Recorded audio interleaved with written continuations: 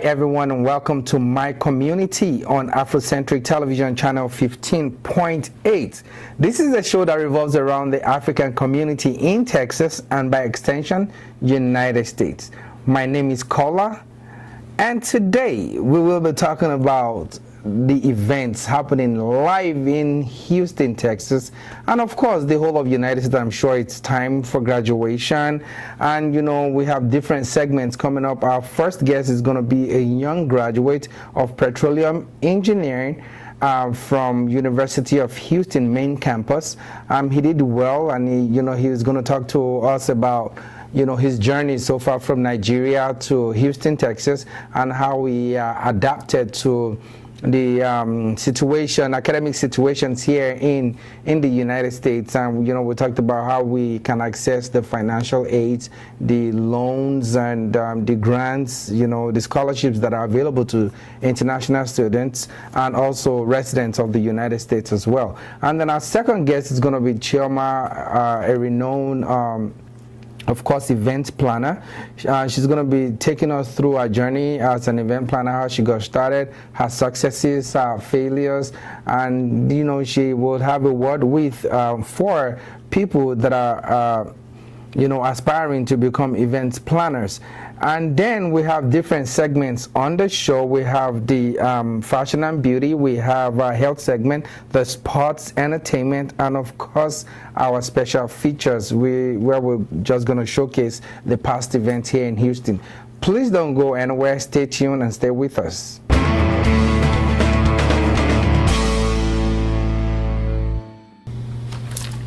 I'm just playing. Hey guys, welcome back to Afrocentric TV channel 15.8.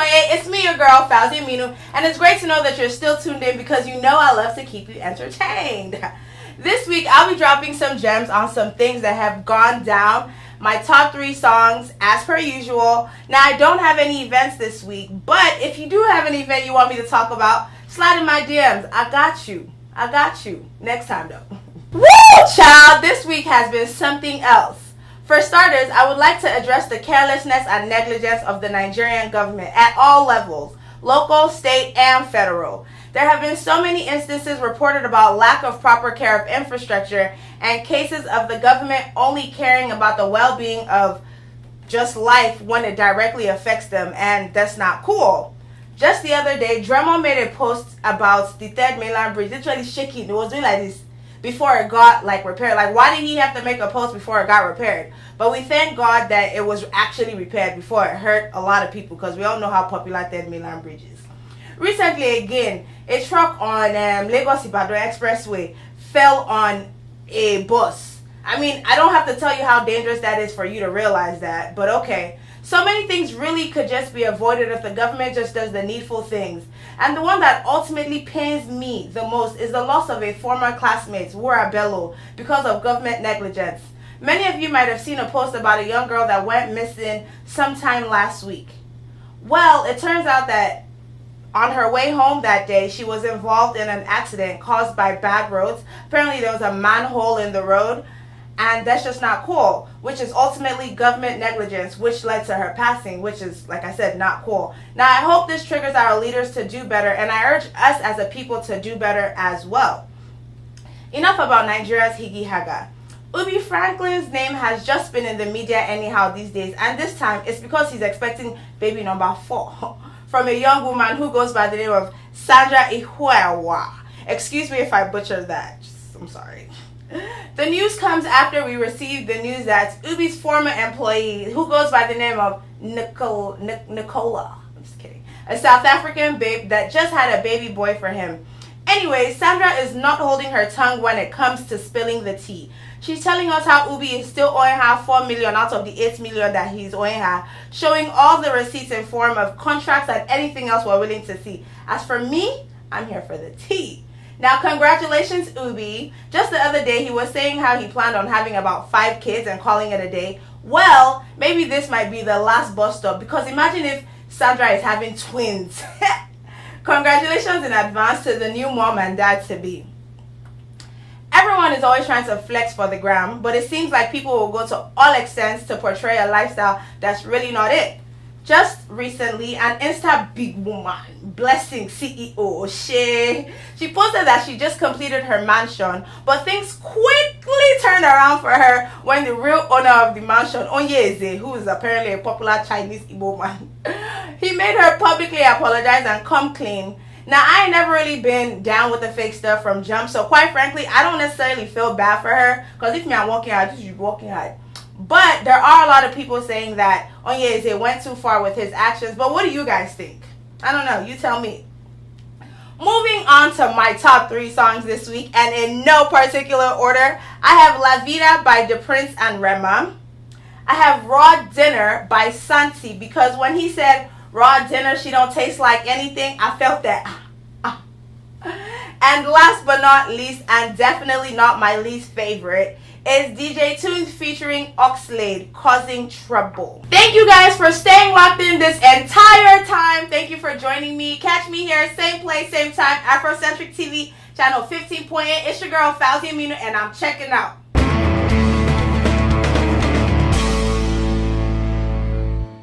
Welcome to the sports segment on My Community. My name is Bayonle Arashi. I'm always excited coming your way every week on the show, bringing you the best of sports and news highlights across the world. Today, let's go straight to the news. The 22nd edition of the FIFA Under-20 World Cup kicked off in Poland on May the 23rd, and 4 African teams, of course, participating in that biennial championship contested by the FIFA member teams across the world. The 4 African teams that are represented this year, namely Mali, Senegal, Nigeria, and of course South Africa. Senegal, playing in Group A, is the first team to qualify for the next round after winning 2 of their first 2 group games by beating Tahiti 3-0, and of course beating Colombia by 2-0, while South Africa is the first African team that will be exiting the championship by losing their own first 2 games. They lost to Argentina by 5-2, and of course they lost to Korea Republic by 1-0.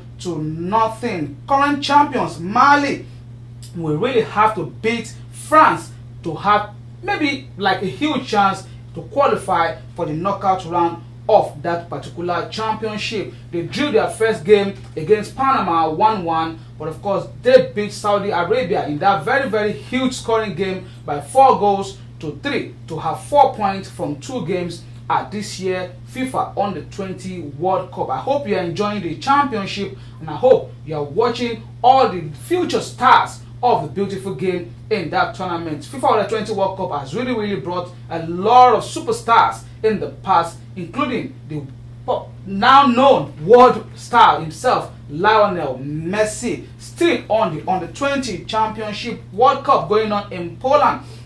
And now to the one that I'm always very passionate about, Nigeria.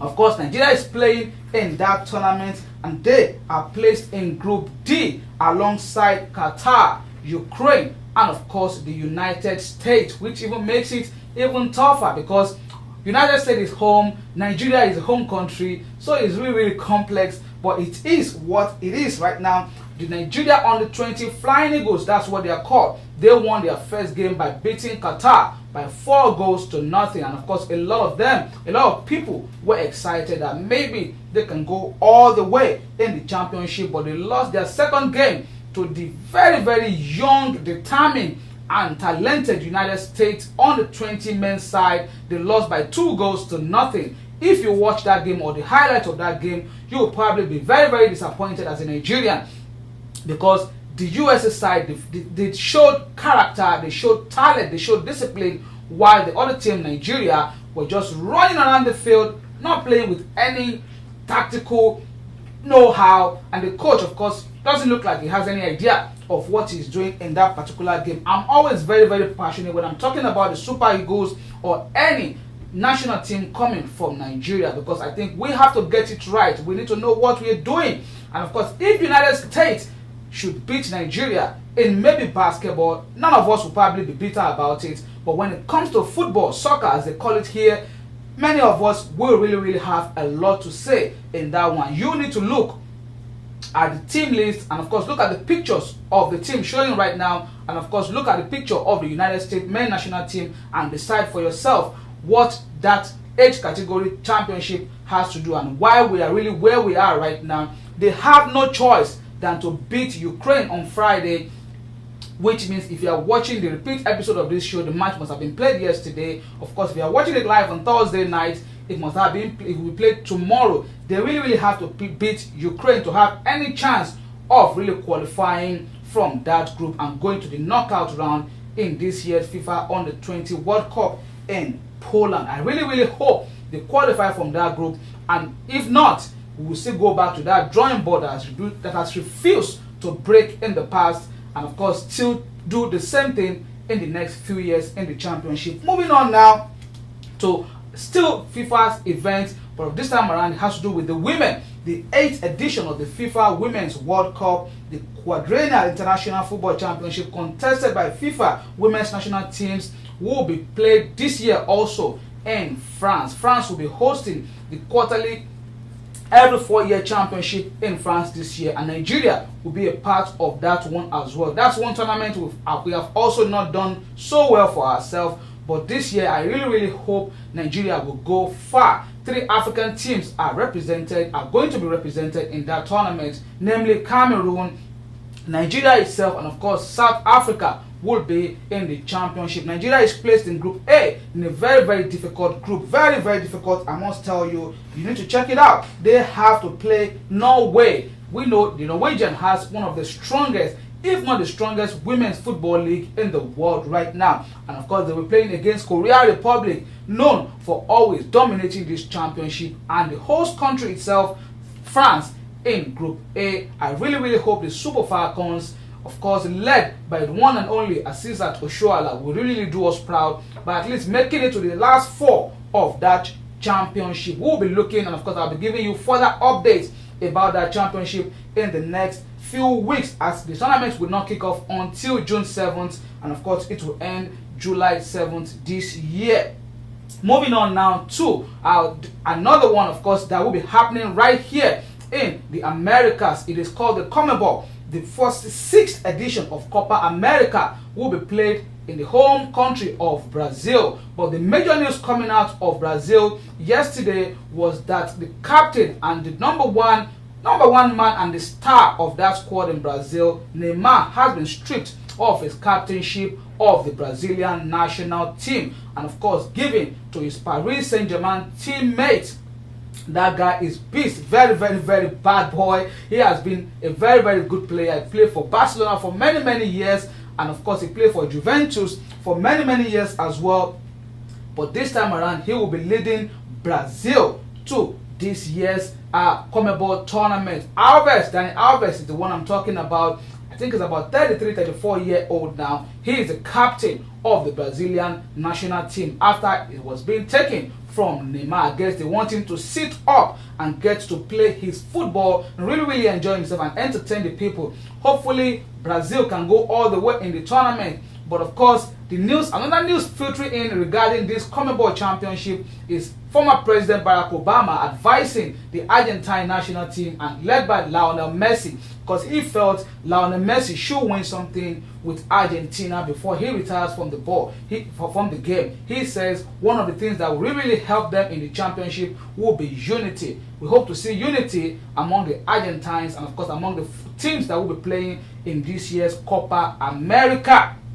Finally, on the show this week, the Europa League championship final will have been played by the time this show is aired. But definitely next week, I'll give you the highlights of that particular one. But I want you to predict who will win the Champions League final between Tottenham Hotspur and Liverpool. Remember, Liverpool qualified for the final last season, but they lost it to Real Madrid in that encounter. This time around, a lot of people feel the team is ripe enough and they might go all the way. But who do you think will win? Is it going to be Liverpool or Tottenham Hotspur? Send your prediction to me via Twitter or of course Instagram at MidaSoccer. It's showing on the screen right now, and let's discuss that one. I really hope you guys enjoy your weekend and enjoy yourself, and of course keep doing sports. I'll see you guys again next week, God willing. My name is Bayonle Arashi. God bless you all. Bye bye now.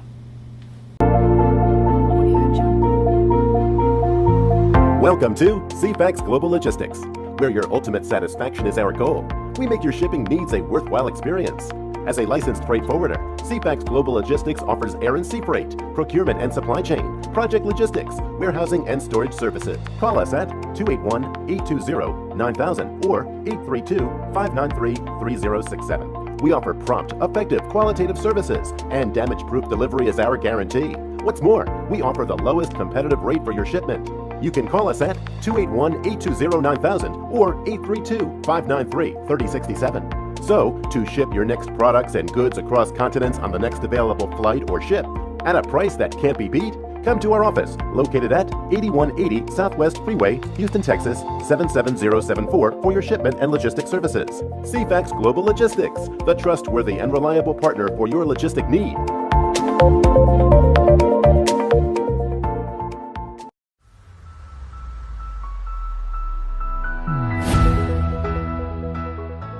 The Royal Event Center, located at 6603 Langham Drive, Houston, Texas, is an event center that houses approximately 300 guests. It is designed to host any style of event, from weddings to birthdays, anniversary meetings, or even small intimate affairs. The Royal Event Center has you covered. Combining unique interior designs that are state-of-the-art, it includes the main event hall, with well-designed entries and complimentary parking space. It also features a separated lobby. We have 5 restrooms for men and 5 restrooms for women. The hall is located in a gated and peaceful environment, allowing for maximum security of people and property. For inquiries, call 281-550-0400, 281-716-2099.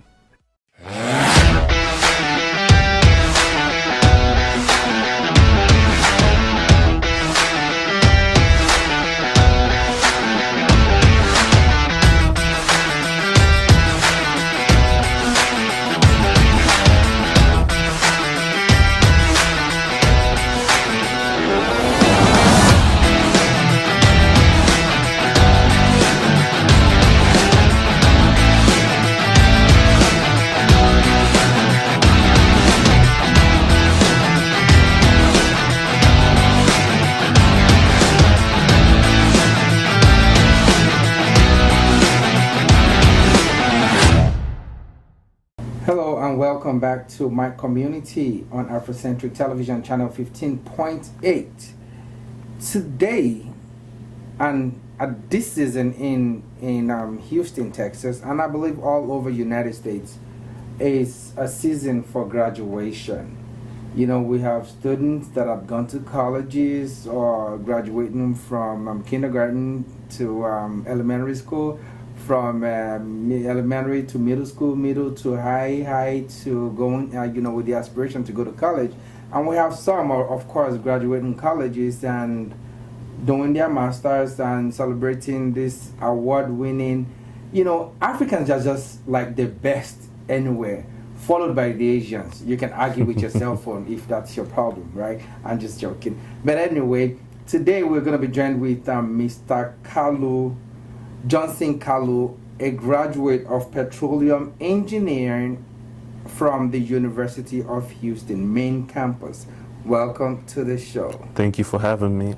So today, I want you to talk to us about your journey from Nigeria. You went to high school in Nigeria? Yes, I went to high school in Nigeria. Did you attend college in Nigeria? No, just high school. High school in Nigeria, Yeah. and then you came over by virtue of your father, I believe, who happens to be an American citizen. Yes. And then, you got here, you're a resident of the United States. Yes. And you went to college. What is the hurdle like? What is the transition like from Africa, Nigeria precisely, to the United States? Honestly, the schooling in Nigerian is great. The transition wasn't bad at all. I actually had to move from, instead of studying in university, I studied in the community college. So when I came here from Nigeria and went to community college, it was similar, but the amount of workload I got from Nigeria was nothing compared to the one I had here. The one in Nigeria was more. So I'm trying to say it was more compared to the one we had here. Yeah. And what that did was it set a standard that America doesn't have. Like in Nigeria, I went to school in Dure International Secondary School in Abia State, Aba. And honestly, we went to school Monday, Tuesday, Wednesday, Thursday, Friday, Saturday. You went to school on Saturday? Yes, went to school on Saturday. Were you in boarding school? No, it wasn't boarding school. It was like a day school. Day school and yet Yeah, Saturday? yet on Saturday you go to Wow. school. Yeah, so they give you a lot of work. You study differently. It was a lot. And when I came here, it was going to school here felt easy to me. Coming to college, I'll say coming to college was easy Even for going anyone. to the Yeah, university, what you just said right now triggered something in me, because people coming from Africa, Yeah. when they get here, it's two things that happen. There's Uh-huh. never an in between. You either take advantage of the fact that it makes it easier to go Yeah. to school, and then you fall off Uh-huh. the wayside. Yeah. Or you feel like, okay, this is an advantage. If you're not doing great in Nigeria or Uh-huh. any part of Africa, then you elevate yourself. Yes. Because there's already a standard. yeah, you can right? do better here. Yeah. yeah. So what can we say about the influence of our parents? The parents are, honestly, to me, they're everything. My mother is everything to me, and she. Why do we always say mother, mother? I don't. Father, your father filed for you too. Yeah, he did. Yeah. But I grew since he was an American citizen. He spent most of his time here. In the States. Yeah, in the States. So basically, I spent almost every day of my life with my mother. And then so the taking care of my dad was over the phone. Sometimes he came back, but you can compare coming back for, let's say, 2 months. I understand. Yeah. Totally, but I just like the involvement of both parents. Yeah. The life of children, and when you're appreciating them, make sure you're trying to appreciate both of them. Yeah. There's never.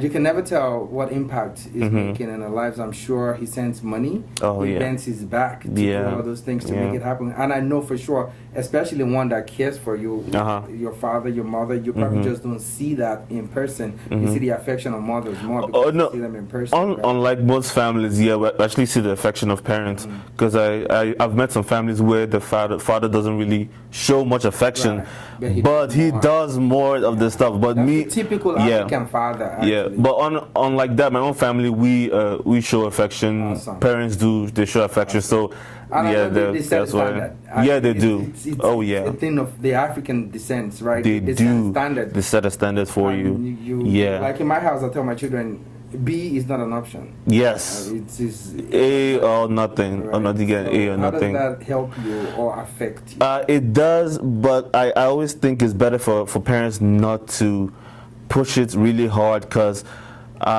when you go to the university, life is different over there.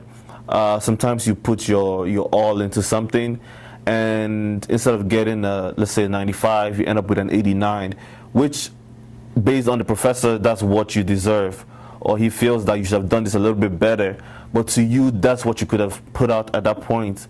So you end up with a B instead of an A. And another professor can still mark that same thing, script, and then you score an A. Yes, but sometimes they just decide that It's their perspective. it's their perspective that they just give you a B instead of an A. And sometimes parents don't understand that. They always believe that if you study for this exam this way, like just sit down and read your books, you must end up with an A. But sometimes it doesn't really work out that way. While I understand you're Yeah. a nerd, you didn't come to school as an international student. No. What does it feel like paying school fees? I know there are Uh-huh. systems here that let you access financial aid Yeah. if your grade level is high enough. You get some scholarships and Uh-huh. some grants if possible, Yeah. right? So how does that play? What role does that play? And then the role of your parents in your academic finances? Financially, it's great. The grants, honestly, I believe that although you end up being in debt after you get out of school, I think the financial aid system, financial, I think is good if your parents don't have the money to help you go through school, to pay for classes. It's great. If not, if your parents can actually afford it, then you can forego the financial aid, but you can get grants, because grants you don't have to pay those back, or scholarships. Right. So it's like your parents can help you with, and with the scholarships, you'll be good throughout school, and you come out with no debt. Even with the loans, financial aid. I think sometimes it helps set you It does. good focus, because you still have a huge debt awaiting you once you graduate. Yes. Right. So yes. it helps you channel your views and your energy, your focus, and Yeah, it makes you think of what you want to be when you get out of school. What kind of job you want to go to. and it makes you selecting what major you should do. And if your major is good enough, and you know if you get out of school, you get a job, you can easily pay off the debts.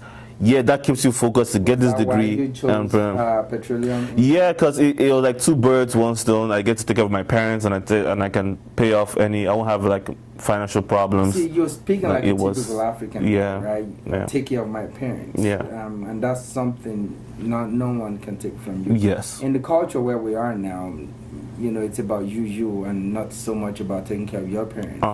But as Africans, we do that. We do that. Coming to the States, you able to break barriers. You know, I'm sure there are times where you feel like I don't belong here.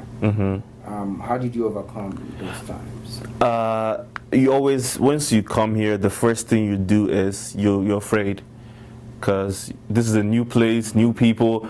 Most of us don't like speaking English, or when we get here first. Because of our accents, we have like a really heavy accent. So we try to like force English or try to speak English really fast, and most times the people here just didn't. Like me. Yeah, they should feel like. My advice to most people when they come here, like, pick your words. Don't try to like speed past it. Just pick it. Just say, I am a boy. Like, speak slowly, but pick your words so you can pronounce each word perfectly, so they can understand you. Better. Yeah, better. But if you run through it, they won't understand anything you're saying. Yeah. So you're a graduate of petroleum engineer. Yes. Engineering. What's next? Right now,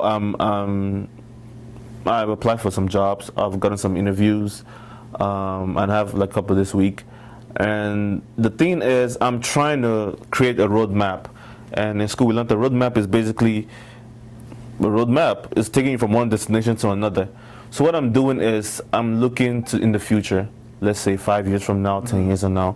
So what I'm trying to do is look at specific kind of jobs, look for their qualifications, know where they're starting from, learn where I can start from, and then kick out all those qualifications. So in 5 years, I'll be eligible because you for said this. Something, yeah. About that. Let's come back a little bit. Okay.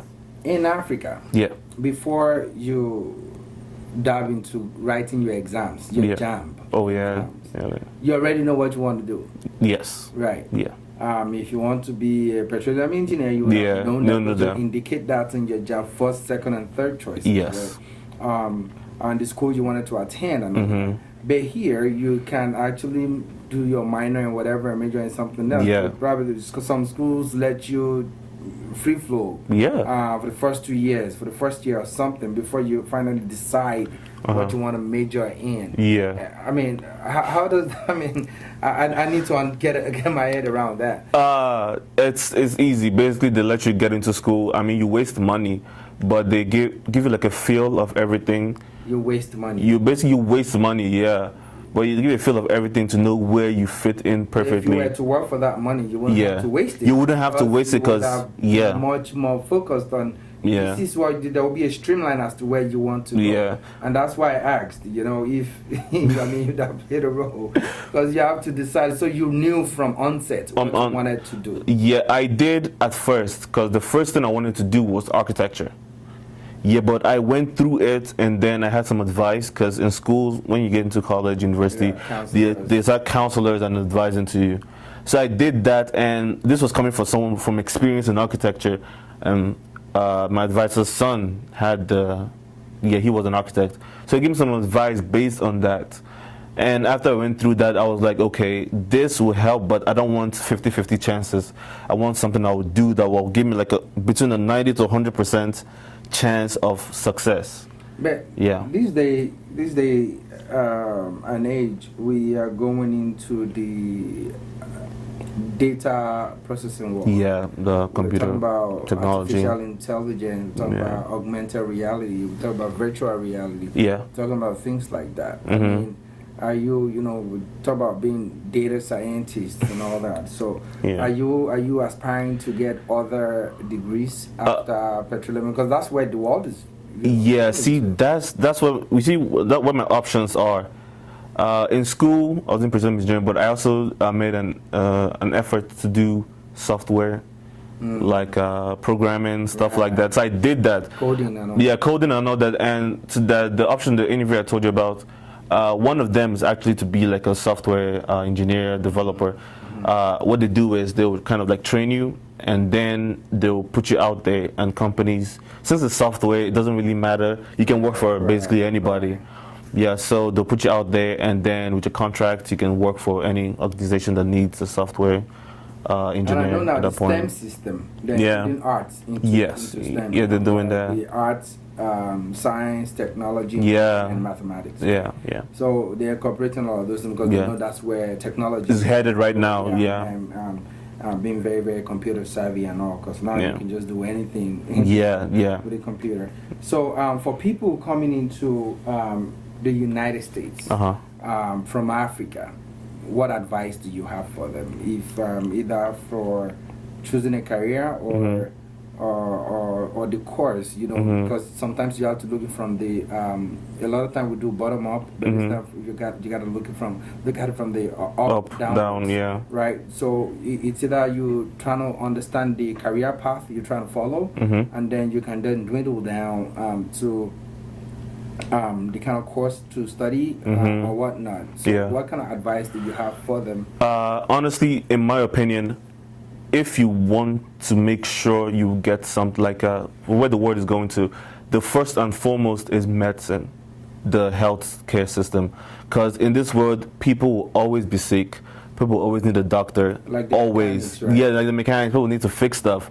So for first and foremost, the health, because they need a lot of people, because a lot of people are always in that sector. So they actually need a lot of people Given that we over there. eat Yeah.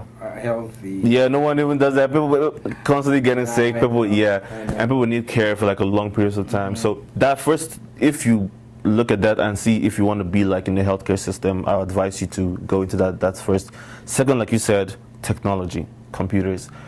That one is great too, because it's like medicine. You can do that. Computer, you can work anywhere in the world. You can be part of something new. Security, yeah, like cybersecurity. Yeah. Epic. All those things. Yeah, and I actually know cybersecurity, like a friend of mine, and he does it, and most of them kind of like work from their homes, because they work with a lot of people from different countries. So during early in the morning, like 3, he can just be like on the phone with somebody like in China, and time zone, difference.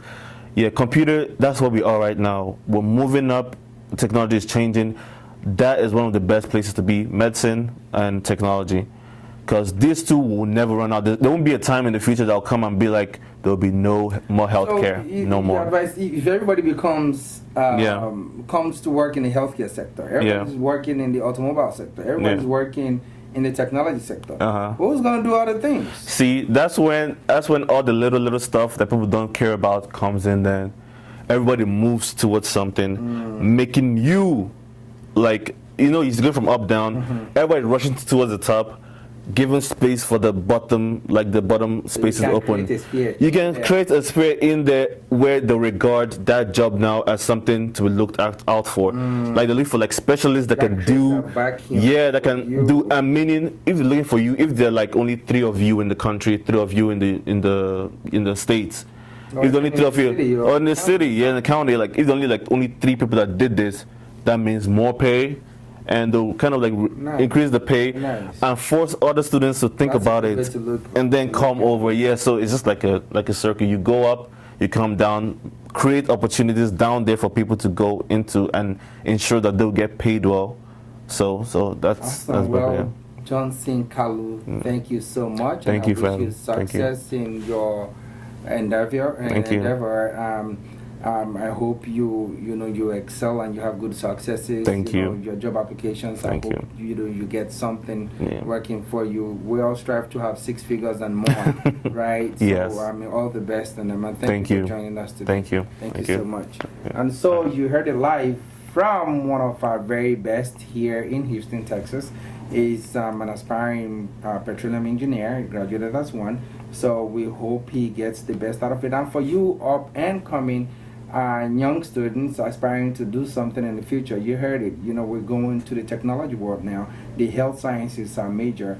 So just get counsel from your teachers, your advisors, Let them tell you the direction, how things are changing in this new world that we are in. And, we just hope you all the best. And congratulations to all the graduates of 2019 here in Houston and, of course, all over the United States. And thanks for joining us. Until next time, stay with us.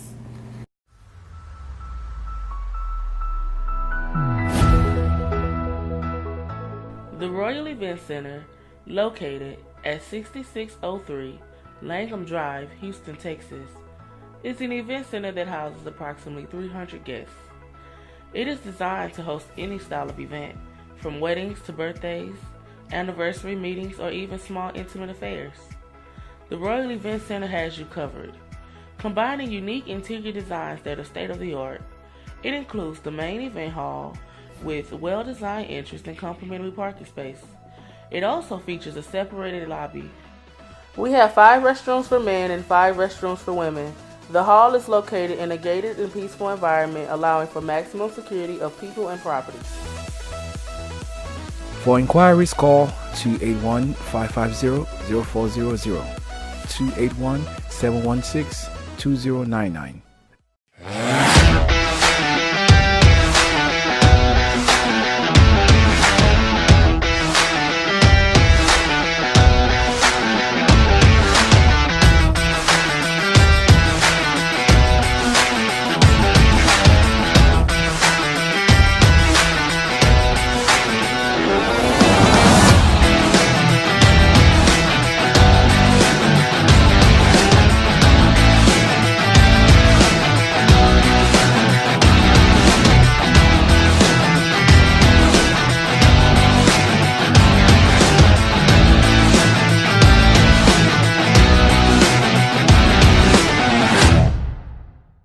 If your shipping company delays your shipment for 3 months or more via ocean, you need a new shipper. If your shipments have been dropped off and are yet to leave after 2 weeks, you need a new shipper. If your shipments were lost or damaged during transit and there is no compensation, then you definitely need a new shipper. Every day your items are delayed, your hard-earned money goes to waste, and your receivers are denied the benefits of using those items. And in most cases, there are no compensation. It is time for a new experience with ocean shipping, and Ship to Nigeria now offers you that experience. Ocean shipments are delivered within 6 to 8 weeks to Nigeria, or we will refund 25% of your shipping costs. We will refund in full your declared value and your shipping cost within 48 hours if anything happens to your shipments. You can get 247 alerts, online tracking, emails, and text messages. With 3 containers leaving every week, we no go give story. We will deliver when we say we will and to any location in Nigeria. Try us today and get 10% off your first shipment. Ship to Nigeria, as good as taking it there yourself.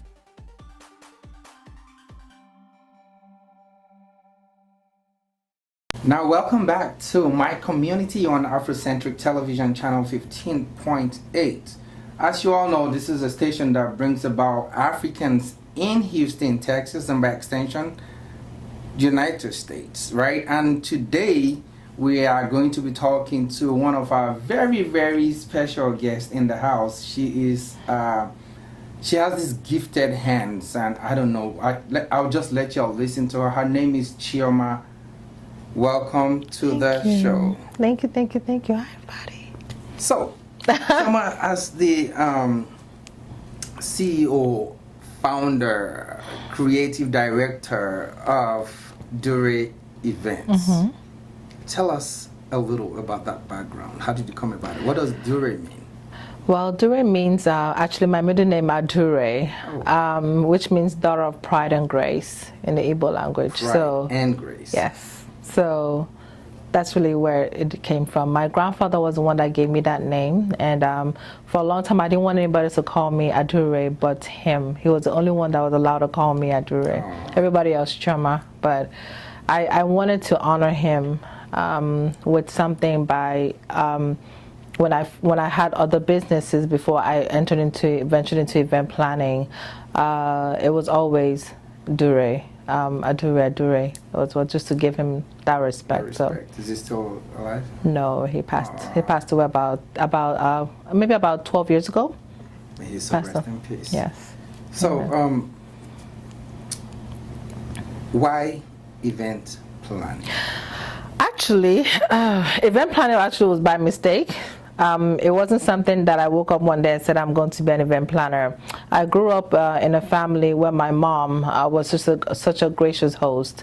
My mom and my grandmother were always, and my grandfather from my dad's side was always hosting an event. People are always coming over to the house. I don't remember ever having a moment when we're ever alone. There were always people visiting. My mom was always cooking and just a gracious host. She was very particular about her teas and her and her setup and everything. And my grandfather, being such a man of like valor, he is one man. He's a debonair, really. So he always puts himself together. People are always coming. He always asked my grandmother to go cook, prepare. Anytime there was a visitor, it was a celebration, because that's just how he is. If I knew y'all then, I probably should have been popping in everything. And honestly, and that's kind of like how it was, because I also adopted that habit from my mom, and both in Nigeria and also here, because I grew up back home. I've been here for about 25 years, and while here, I will always cook and invite people over while in school. Well, how come you never texted me to come, man? God. Okay, so that's we'll keep that till after.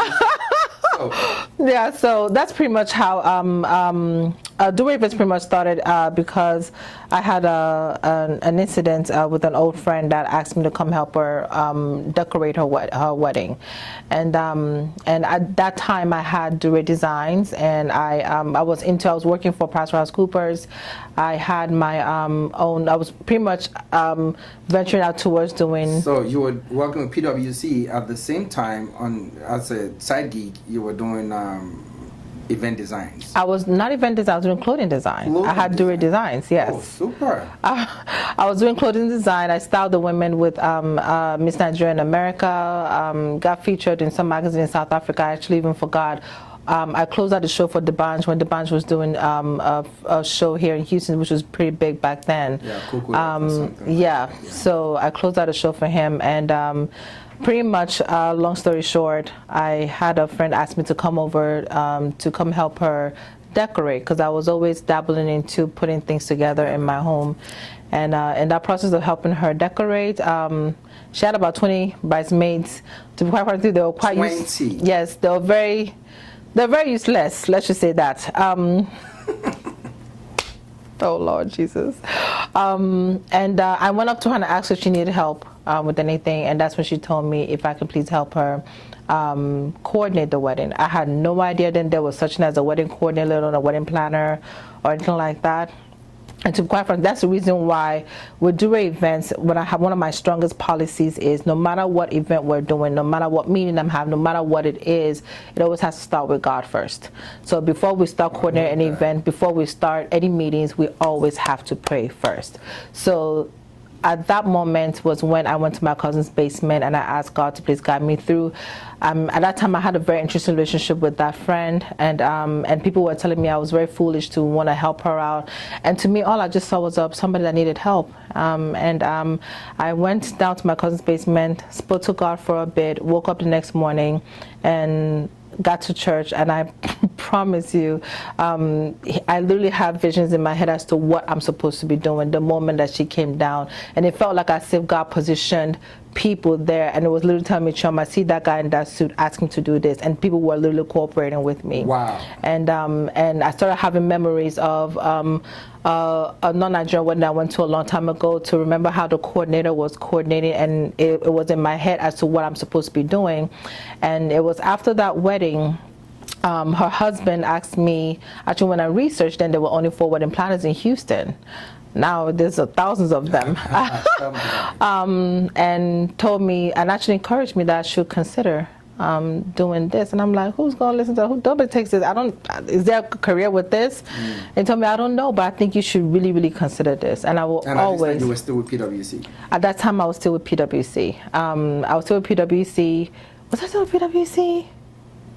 Yes, I was still. No, at that time, I was not with PwC. I was still working at. Was I with PwC at that time? I can't even remember. I think I was still in college at that time. No, you were right. Sorry, I was. It's been such a long time ago. Yes, you're right. I was still with PwC at that time, and yeah, so that began the journey of Dure Events. How do you guys? When I say you guys, I mean event planners. You see, like you said, your inspiration. I just learned from you that after speaking to God, you can just envision everything the way it will be.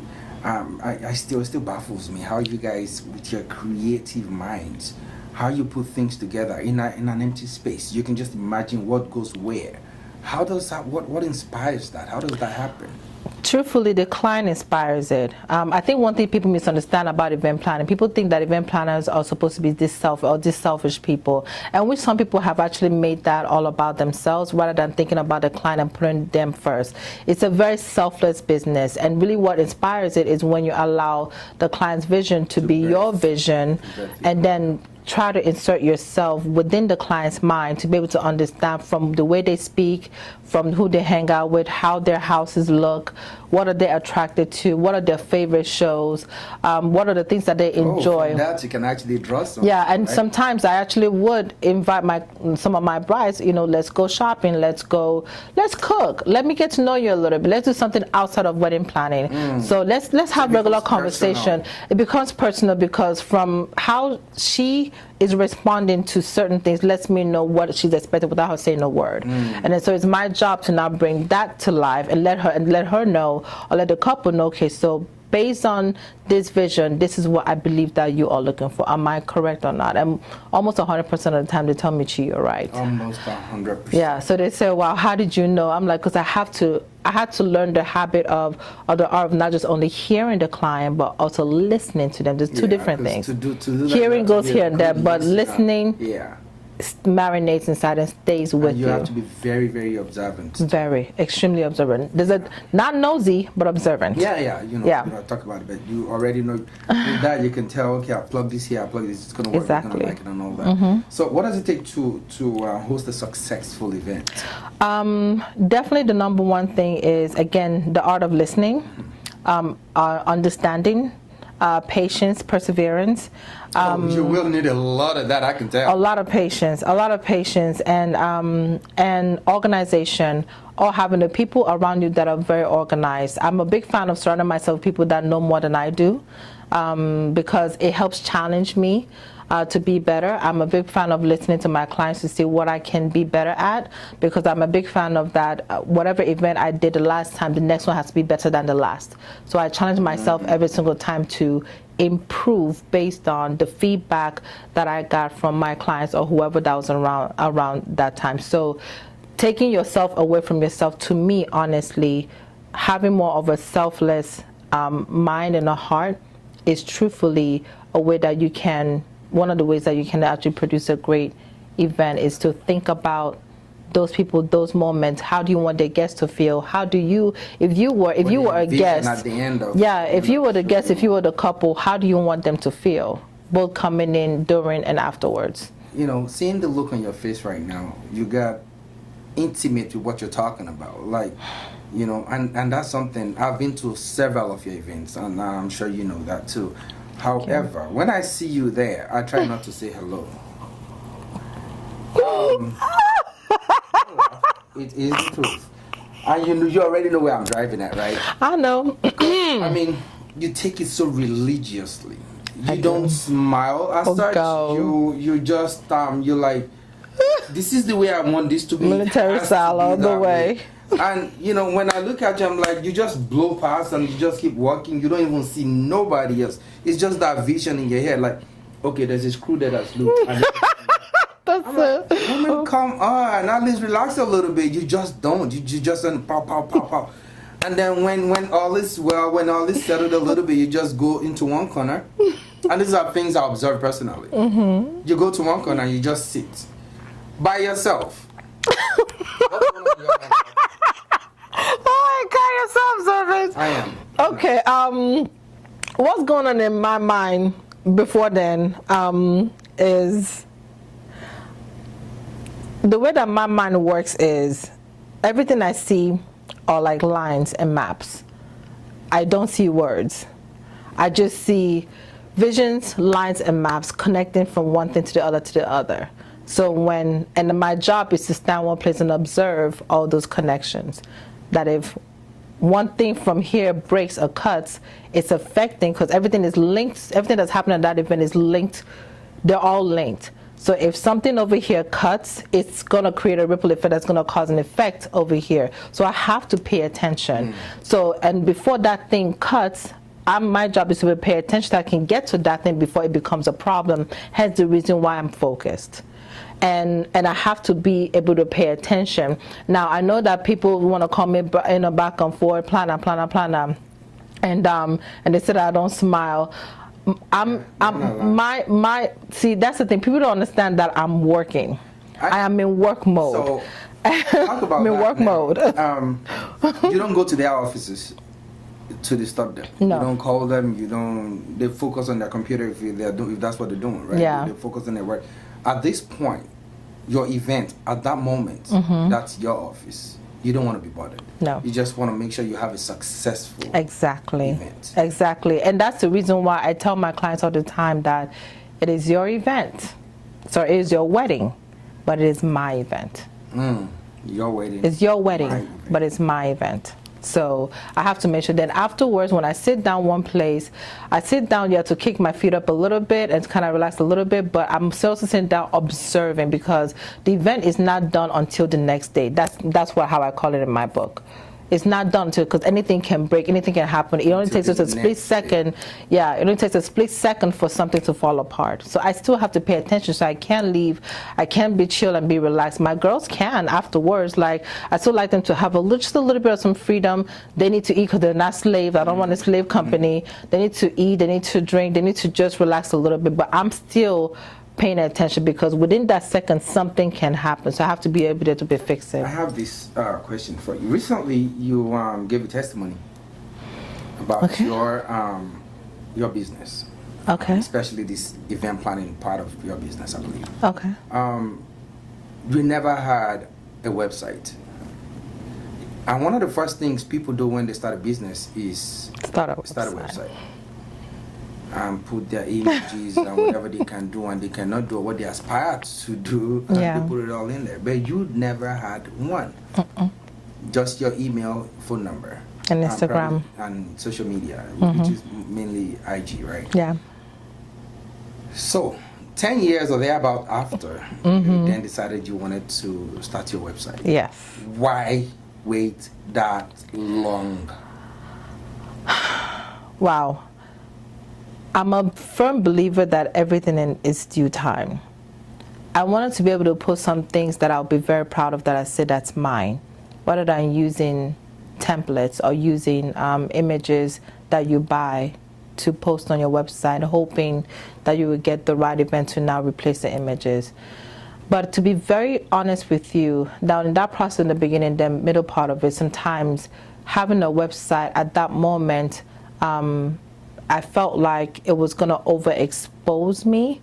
I started, you know how people are afraid of failure? Like, I'm never afraid of failure, but sometimes afraid of success, because it's a lot that's going to be expected out of you, because this website now makes it official. It makes it this. So I had to now get over that hurdle, that fear of success, and say, Chioma, you know what? You're not, it's like Jonah, you're going to be spit out. God has called you to do something great with this, so you cannot keep running away from these opportunities and these things that are presented to you. So you're going to have to face it and accept the position that you have been placed on, been given to. So that's when I decided, I said, you know what? And which is the reason why I believe that was just the perfect time, because now I have photos that I'm so proud of that are mine. These are my work. I designed for you. Exactly. And the interesting about the day that we launched, as I speak to you, typically an average time people spend on a website is usually like about 1 minute and 30 seconds. The average people spend on my website is about 10 minutes.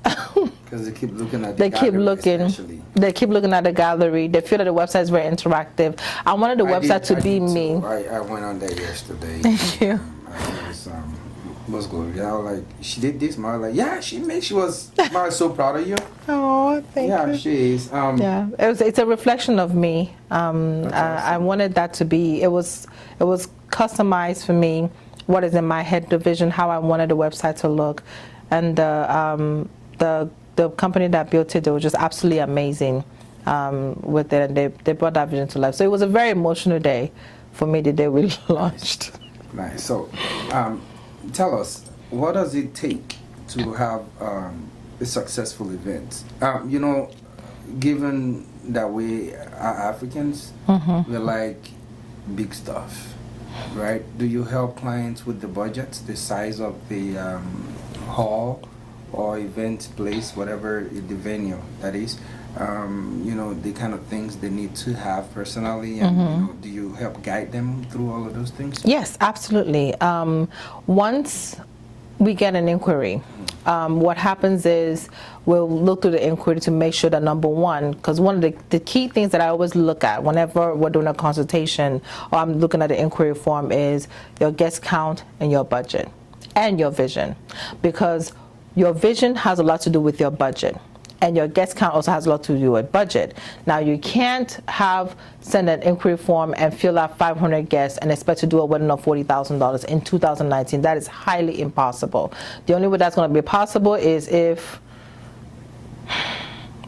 they are dashing you the wedding, honestly, because by the time you're done paying for the venue, like an average venue has a minimum food and beverage of $25,000 with a service fee and tax of 25% at 8.25%, you're hitting nearly $29,000 to $33,000. So if you have a $4,000 budget, that means you only have about $7,000 left to spend. You haven't done photo, you haven't done food, you haven't done video, you haven't done cake, you haven't done decor, and the next thing that killed your budget as well too is decor. So an average decor to decorate for about 400, 500 people, you're looking at, if you're not using, nobody uses chair covers anymore, and people don't use balloons to be decorating anymore. You're looking at an average of minimum of 500 guests and an average of about $35,000 to almost, believe it or not, almost $70,000 in decor. What? So I am glad I have been married for so long. Yes, be very glad about that. Because wedding is expensive. My so children are coming out too, so there's it's expensive. So that's the reason why I encourage your guest count has to match your budget, or your budget has to match your guest count. So we pretty much sit down, and I have to now sit down and educate the couple and say, here's the reason why your number needs to go up, or your number, okay, it will work, and here's how it will work. Or number three, here's why you need to bring down your guest count and maybe be realistic with your vision. I always tell my couples, my potential couples, I'd rather break your heart now than break your heart at the end of the later on. So let me just go in and bring you the reality of what the value. So do you just do weddings, or you do? No, I do other events too. I do, believe it or not, my heart. I do destination weddings and events. I used to be the producer for Chioma Awards, the very first year for 3 years. With Bodeojo, yeah. So I love everything production. Production actually is really my true passion. People don't know that yet. We need to talk after the show. So yeah, so I do everything. So how do you balance the work life, family? How do you? I mean, because I know your schedule is probably very demanding. Your events are tasking, and I'm not sure this may be personal to you. Are you married or not? Or I am engaged? Okay, so how do you balance all those? It is everybody wants to tell you that you have to find a balance, but the thing about it is, when you are a woman that chooses to be an entrepreneur and you're in a business that is very, very emotional, it is a little bit difficult to find balance sometimes. So which is the reason why I'm so grateful to have a very understanding husband and a very supportive husband and a supportive family. And then I have the most amazing team in the world that even as much as they send me a message, Chi, drink water, Chi, eat something, or Chi, I hid a little snack by the car. Make sure that you reach out inside the car and eat them, because I'll keep going and I don't don't break down. I told you this before. No, God forbid. I will not. I would even if I would never ever break down. Yourself. No, but I do. But what helps me relax is, like, for example, like today. Once I'm done with my 6 o'clock meeting, I'm going to the movies. I enjoy going to the movies by myself. I'm gonna go watch Aladdin. I like going shopping by myself. I love going to the spa. Because it's Aladdin, or you're gonna go watch Will Smith? I just love animation. I'm an animation freak. Sorry. Okay. I stand in line with kids to watch Tangled, to watch Lion King. We need to talk more. So I'm just an animation queen. What are your? We've talked about a whole lot of things you have done. Are there potential failures? Have you ever experienced that? Of course, plenty failures. Oh my God.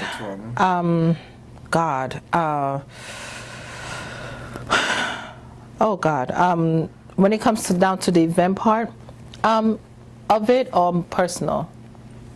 Your call. Oh wow.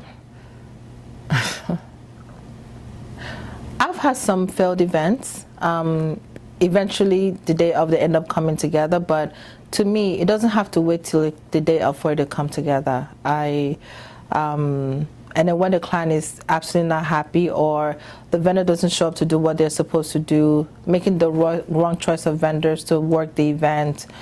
Oh God. And when the client is just not happy, entrusting somebody else to, I made the mistake of, I promised myself that I would never allow anybody to run my events but me. And I made the mistake of allowing another planner to run an event for me, and oh boy, and I had another wedding out of state that day, and let's just say it was a very interesting story to tell. And ever since then, it didn't break my trust with other planners, because I'm also very good friends with some other planners that... I'm still going to ask you if you work with other event planners. Yes, like the Bella Niger brunch that I'm doing, I'm working with Kesh Events. Kesh is another event planner. You know, in Houston? No, she's actually in Chicago. There's another lady, I keep forgetting her name, Lux. She's gonna kill me by butchering her name, but she's another event planner that I'm pulling into this event. So I'm not worried. Like, I don't get worried with working with other event planners. You don't see it as competition with them? Like, I honestly don't, because which I love, because I see a lot of people when they're into business, and especially when they're the same kind of business, they always see the other party as a competition. No, when it becomes a competition, if that person sees you as a competition, meaning that I love healthy competition. I love healthy competition. When that person sees me as a competition, you're insecure about you're worried about what Chioma is doing. So you now become intimidated, therefore you don't want Chioma to know, you don't want to share details. And I'm like, look, at the end of the day, I go on social media and I brag about my vendors. I share every single thing that I do.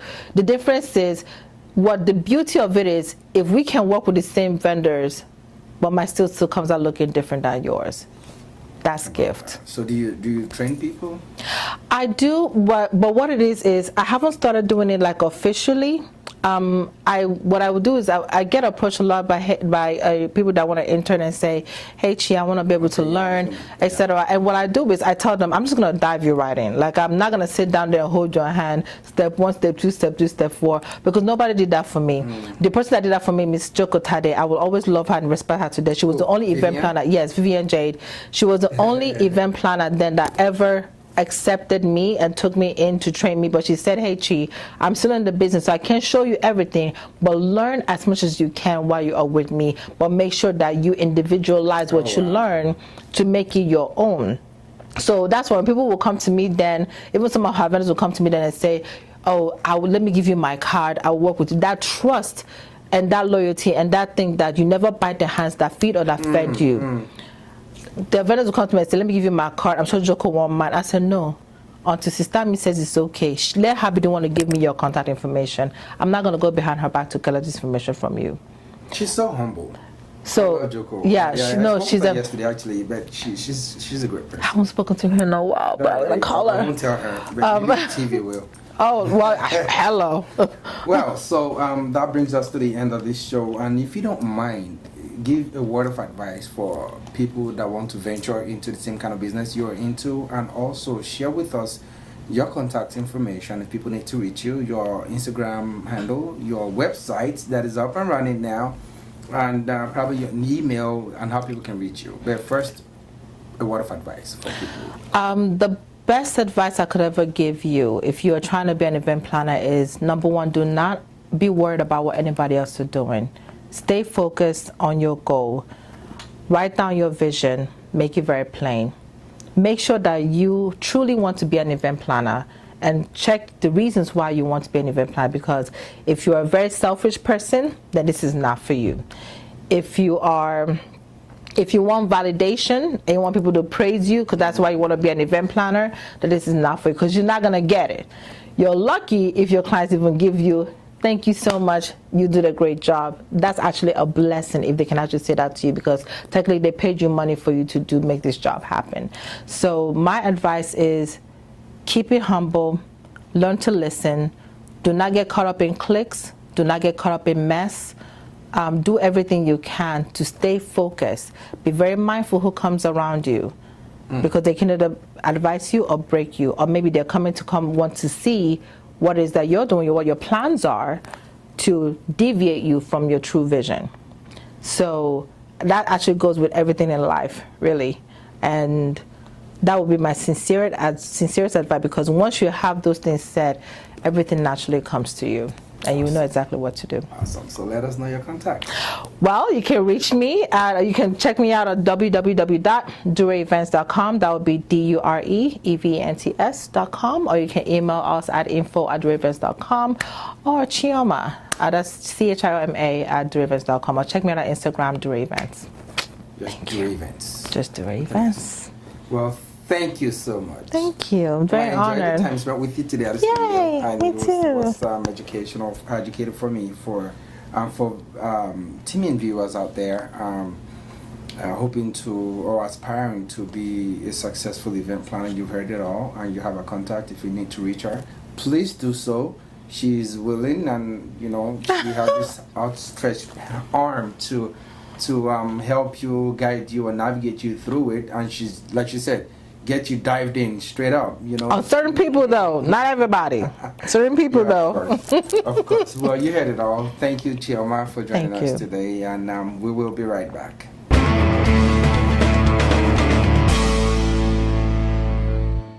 All right, that's it, our viewers. We hope you enjoyed the show today.